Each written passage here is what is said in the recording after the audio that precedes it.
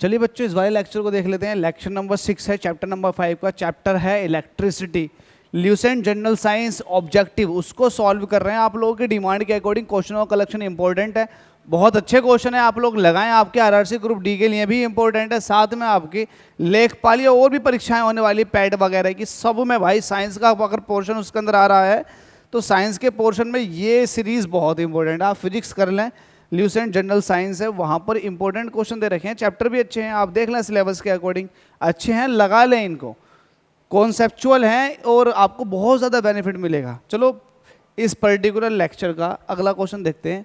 इस क्वेश्चन में हम क्या कह रहा है, बिजली के बल्ब से हवा पूरी तरह से क्यों निकाल दी जाती है। बिजली का बल्ब आपने देखा, उसके अंदर वैक्यूम रखा जाता है, हवा निकाल दी जाती है। हवा इसलिए निकाल दी जाती है क्योंकि अगर हवा किसी भी मेटल के साथ रिएक्शन करती है तो वो मेटल का ऑक्साइड बना लेती है। क्या बना लेती है? मेटल का ऑक्साइड। इस प्रोसेस को बोलते हैं ऑक्सीडेशन। क्या बोलते हैं? ऑक्सीडेशन, जिसको हम अपचयन या फिर उपचयन के नाम से जानते हैं। तो हम यही है कि हम उपचयन को रोक दें। तो हम रोकना चाहेंगे जो भी हमारे पास टंगस्टन है, टंगस्टन का तंतु है। अब तंतु तो आपको पता है ना, टंगस्टन का तंतु, ये जो लगी हुई होती है ये टंगस्टन होती है, तो ये टंगस्टन होती है। तो हम चाहते हैं कि जो जलने वाली चीज़ है वो टंगस्टन है, इसका ऑक्सीडेशन ना हो, उपचयन ना हो। तो उपचयन को रोकने के लिए हम उसके अंदर निर्वात रखते हैं, हम सारी की सारी ऑक्सीजन उसके अंदर से निकाल लेते हैं। अगला क्वेश्चन, बिजली के बल्ब के मुकाबले फ्लोरोसेंट ट्यूब अधिक पसंद की जाती है। देखी होगी आपने, ये फ्लोरोसेंट ट्यूब है जिसको आप कहते हो ना ट्यूब लाइट जला दो, ट्यूब लाइट, तो ये फ्लोरोसेंट ट्यूब है। इसके अंदर जो सफ़ेद कलर होता है वो एक्चुअल में मरकरी की वेपर को इस्तेमाल किया जाता है। मरकरी की वेपर्स लगा दी जाती है, हालांकि ये थोड़ी नुकसान भी देती है अगर ये टूट जाए तो, ठीक है। तो ये है फ्लोरोसेंट ट्यूब। इसका इस्तेमाल क्यों करते हैं? इसका इस्तेमाल इसलिए करते हैं क्योंकि बल्ब के मुकाबले ये इलेक्ट्रिकल एनर्जी को रोशनी में ज़्यादा कन्वर्ट करती है as compare to heat. Heat में कम कन्वर्ट करती है, रोशनी में ज़्यादा कन्वर्ट करती है। जबकि जो भी हमारे पास इलेक्ट्रिक बल्ब होता है वो इलेक्ट्रिकल एनर्जी को हीट में ज़्यादा कन्वर्ट करता है एज़ कम्पेयर टू लाइट। तो ये लाइट में ज़्यादा कन्वर्ट करती है, इसलिए हमें ये अच्छी लगती है। तो हमारे पास क्या आंसर हो जाएगा? उसकी रोशनी देने वाली सतह बड़ी होती है। भाई ये वाला रीज़न तो है नहीं। बोल्टता की घट बढ़ का उस पर असर नहीं पड़ता, नहीं भाई पड़ता है।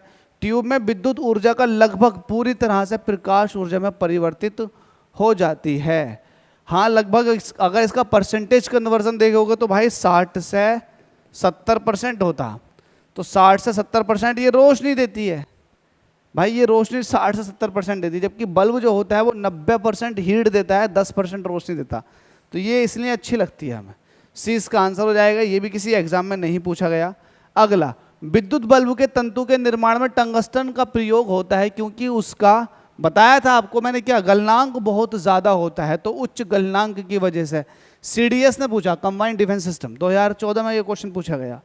अगला, नाइक्रोम के तार हीटिंग एलिमेंट, नाइक्रोम देखा आपने, जो हीटर होता है, हीटर के अंदर जो वायर लगी हुई होती है वो नाइक्रोम की होती है। हमसे कह रहा है नाइक्रोम के तार हीटिंग एलिमेंट के रूप में प्रयुक्त किए जाते हैं क्योंकि इसके तार खींचे जा सकते हैं। क्या ये रीज़न प्रॉपर है? नहीं भाई, इसका विशिष्ट प्रतिरोध उच्च होता है। क्या स्पेसिफिक रेजिस्टेंस की अगर बात करें तो ये उच्च होता है। तो इसको होल्ड कीजिएगा। लाल तप्त होने पर ऑक्साइड नहीं बनता।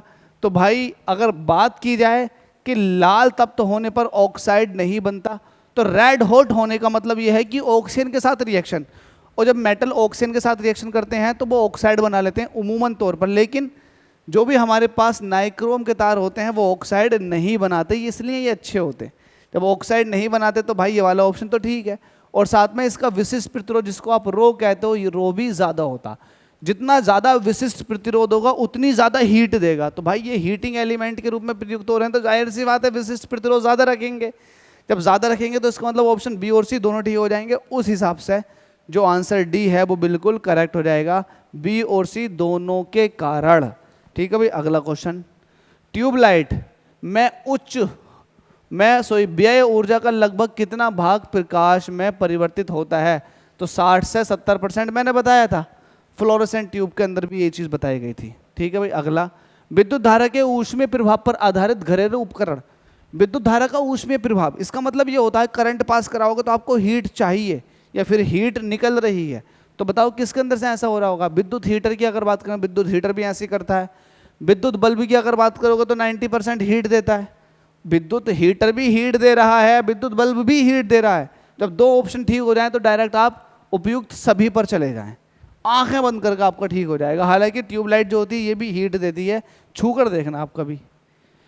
100 वाट वाले एक विद्युत लैंप का एक दिन में 10 घंटे प्रयोग होता है। एक दिन में लैंप द्वारा कितनी यूनिट ऊर्जा व्यय होती या भी उपयुक्त होती है। जब भी आपको यूनिट का क्वेश्चन आ जाए तो यूनिट की एक वीडियो देख लें मेरी, है ना, how to calculate unit by preparation at the government, तो आपको यूनिट के ऊपर एक वीडियो मिल जाएगी। एक्चुअली में यूनिट जो होती है ना, यूनिट जो होती है वो कमर्शियल यूनिट है एनर्जी का, जिसको हम किलोवाट आर बोलते हैं। किलोवाट आर, किलोवाट घंटा भी हिंदी में कहते हैं, ठीक है भाई। ये जब भी निकाली जाती है 1 किलोवाट आर, 1 किलोवाट आर जो होता है वो होता है किलोवाट, पावर ले लो और टाइम ले लो, किलोवाट इंटू टाइम, बस ये है किलोवाट इंटू टाइम। अब हमसे कह रहा है कि भाई यूनिट बताओ, हमें यूनिट 100 वाट है तो किलोवाट में कन्वर्ट करूँगा तो 100/1000, ठीक है। टाइम कितना, दिन में कितने यूज़ हो रही है, 10 घंटे, 10 घंटे, तो ऊपर भी 1000 आ गया और नीचे भी 1000 आ गया। 1000 से 1000 कट गया, 1 आ गया, तो इसका मतलब यूनिटें कितनी आ गई, 1। तो यूनिट जो खर्च होगी वो 1 होगी। वरना आप फिंगर टिप्स पर सॉल्व कर सकते हैं मेरी तरह। कैसे? सबसे पहला आप पावर को किलोवाट में ले लो, टाइम को आप घंटों में ले लो, ठीक है। इस हिसाब से आप कैलकुलेट कर लोगे एकदम फटाफट कितनी यूनिट आनी है। आपको बता कि अगर 1 किलोवाट का कोई भी अप्लायंसेज है, अगर वो 1 घंटे चलता है, 1 किलोवाट का 1 घंटे चलता तब जाके 1 यूनिट खर्च होती है।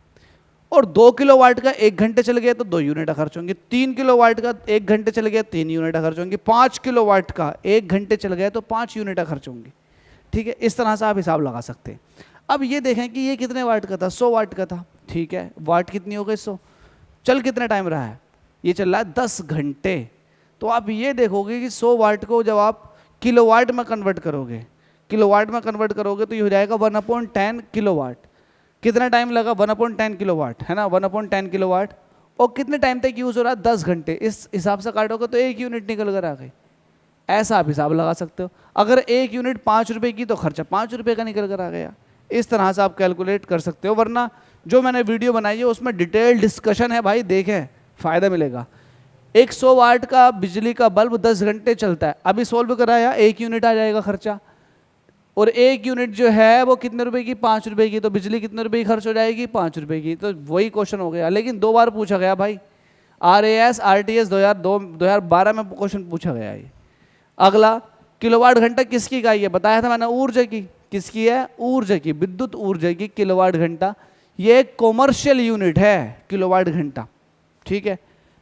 अगला क्या, लास्ट क्वेश्चन है भाई ये तो। बिजली के खपत का बिल किसके मापन पर आधारित होता है, बिजली के खपत का बिल। अरे बड़े कम क्वेश्चन थे इसके अंदर। बिजली के खपत का बिल किसके मापन पर आधारित होता, बताओ। वाटेज के, कितने वाट आप यूज़ कर रहे हो, वाटेज के ऊपर रहता है, ठीक है। तो केवल पहला वाला, वोल्टेज से डिपेंड नहीं करता, ओम पे डिपेंड नहीं करता और ना ही डिपेंड करता एम्पियर पे। सिर्फ और सिर्फ ये डिपेंड करता है कि भाई कितना वाटेज आप यूज़ कर रहे हैं। तो इस हिसाब से जो आपने क्वेश्चन लगाए हैं वो कितने लगा लिए, 10 क्वेश्चन। अभी क्या 10 के 10 क्वेश्चन लगा लिए क्या, इतनी जल्दी 10 क्वेश्चन कैसे हो गए यार, इतनी जल्दी ओए। हाँ भाई, सारे क्वेश्चन हो चुके हैं। आई होप आपने समझ ली, चीज़ों को समझ लिया। नेक्स्ट लेक्चर में बात करते हैं, आप लोगों से मुलाकात भी बाकी रह गई है भाई, जल्दी से करते हैं।